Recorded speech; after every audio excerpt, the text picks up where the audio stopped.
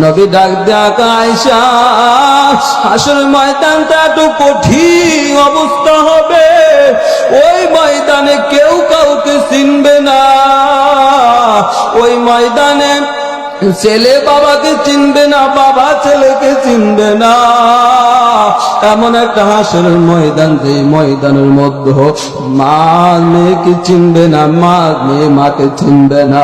আয়েশা গো, ওই হাসরের ময়দানটা কত কঠিন জানো? বলে নবী বলো না, হাসরের ময়দানটা আর কেমন হবে? নবী ডাক দিয়া কয়,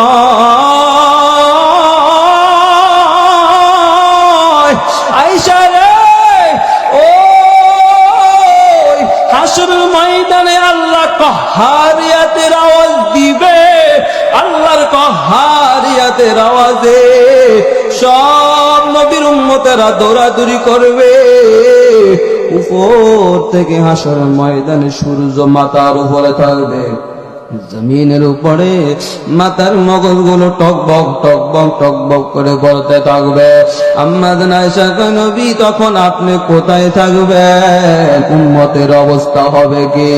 নবী ডাক দিয়া কয়, সব উম্মতেরা দৌড়াইয়া আদম নবীর কাছে যাবে। আদম নবী বলবে, ও উম্মতের দল, আজকে হাসরের কঠিন ময়দানে আমি কারো জন্য সুপারিশ করতে পারবো না, আজকে তোমরা আমার থেকে ভেগে যাও। আদম নবীর কাছে কোন উম্মত গিয়ে ঠাঁই পাবে না। আবার সব উম্মতেরা দৌড়াইয়া ইব্রাহিম নবীর কাছে চলে যাবে। ওইদিকে সূর্যের বড় সব উম্মতেরা দৌড়াইয়া ইব্রাহিম নবীর কাছে যাবে, যা বলবে, নবী গো, আজকে হাসরের ময়দান বড় কঠিন, আমাদেরকে একটু সুপারিশ করো, আল্লাহকে বলো না আযাব যেন কমায়া দেয়।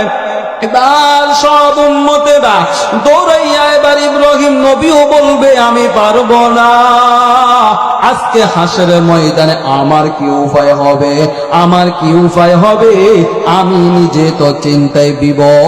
এবার ইব্রাহিম নবীর কাছ থেকে উম্মত কোনো ঠাঁই পাবে না, কোনো ব্যবস্থা পাবে না। সব উম্মতেরা দৌড়াইয়া মূসা নবীর কাছে চলে যাবে। মূসা নবীকে বলবে, ও নবী,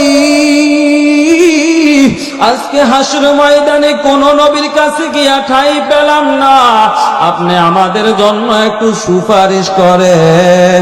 ইব্রাহিম মূসা নবীও বলবে, ওরে উম্মতের দল, আজকে হাসরের ময়দানে আমার নিজের চিন্তায় নিজে বিবশ, আমি তোমাদের জন্য কোনো সুপারিশ করতে পারবো না। কেমন নবী পেলারে মুসলমান, এই কথা বুঝাইবার জন্য কিন্তু এই ঘটনা টানে। নবী দুনিয়াতে আপন, পরকালেও আপনার আমার জন্য আপন হয়ে যাবেন। এবার মূসা নবীও বলবে, ওর উম্মতেরা আমার কাছে কোনো ঠাঁই পাবা না, যাও কোন জায়গায় গিয়ে পাও কিনা দেখাও। সব উম্মতেরা, নবীজি বলে, আয়েশা, আমার সব উম্মত গুলো দৌড়াইয়া ঈসা নবীর কাছে যাবে। ঈসা নবীও বলবে, আমি সুপারিশ করতে পারবো না। ঈসা নবীর কাছ থেকে সব উম্মতেরা একাকার হয়ে যাবে, কারো কাছে গিয়া ঠাঁই পাবে না। তবে ঈসা নবী বলবে, ও উম্মতেরা দাঁড়াও, আজকে হাসরের ময়দানে কেউ কারো জন্য সুপারিশ করতে পারবে না, কারণ হাসরের ময়দানটা বড় কঠিন। ওইদিকে জাহান্নামের আওয়াজ, ওইদিকে সূর্যের গরম।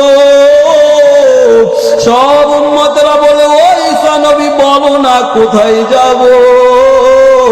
সব উম্মতেরা দৌড়াইয়া এবার বলে, শুনো, একজন নবী আছে, বিশ্ব নবী জনাবে মুহাম্মাদুর রাসূলুল্লাহ সাল্লাল্লাহু আলাইহি ওয়াসাল্লাম, যাও যাও তার কাছে, যদি যাও মনে হয় সে সুপারিশ করতে পারবে। আম্মা জান আয়েশা বলে, ও নবী, আপনাকে উম্মতেরা কোথায় পাবে? নবীজি ডাক দিয়া আমি তখন আল্লাহর কুদরতি ওই মাকামে মাহমুদে সেজদায় পড়ে উম্মতের জন্য কান্না করব, আল্লাহ আমার উম্মতের তুমি বাঁচাও। আমি মাকামে মাহমুদে উম্মতের জন্য কান্না করব। এবার সব উম্মতের আমার কাছে আসিয়া বলবে, ও নবী, হাসরের ময়দানে কোন নবীর কাছে গিয়ে ঠাঁই পেলাম না, ওইদিকে জাহান্নামের আওয়াজ, ওইদিকে সূর্যের গরম। নবী গো, আমাদের জন্য সুপারিশ করেন। নবী বলবে, হ্যাঁ আমি তোমাদের জন্য সুপারিশ করতে পারি। এবার নবী আল্লাহর কাছে সুপারিশ করবেন, বান্দাদের জন্য সুপারিশ শুরু হয়ে যাবে।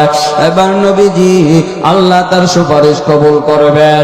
আমার মায়ের নবী যখন এবার হাউজে কাউসারের পানি যখন হাতের মধ্যে নিবে, হাউজে কাউসারের পানি যখন নিবে, উম্মতেরা ভালো করে বুঝো, নবীজি এক এক করে সব উম্মতকে পানি পান করাবে। এক এক করে সব উম্মতেরা নবীর হাত থেকে পানি পান করবে। এক পর্যায়ে পানি পান করাতে করাতে করাতে এক পর্যায়ে